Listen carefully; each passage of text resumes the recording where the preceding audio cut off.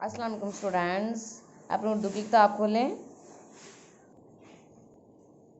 सफ़ा नंबर 15 पढ़ें, अल्फाज बनाएं और लिखें। इस सफ़े पे हम पढ़ेंगे भी, अल्फाज बनाएंगे और साथ साथ लिखेंगे भी। अलिमदा अलिबदा की क्या आवाज़ है? अ।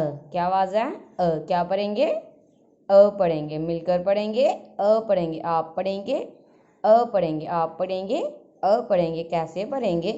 अब ऐब। कैसे पढ़ेंगे? अब ऐब। कैसे पढ़ेंगे? अप आप। कैसे पढ़ेंगे? अप आप।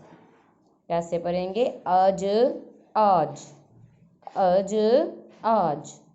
अर और। नेक्स्ट फिर यही पढ़ेंगे, अस आस। कैसे पढ़ेंगे? अस आस। इन सब पे पेंसिल फेरेंगे।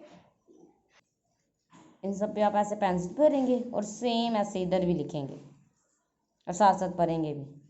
अपनी उर्दू की अमली किताब खोलें, सफ़ा नंबर 4। इसका होमवर्क करेंगे यहाँ से लेकर यहाँ तक।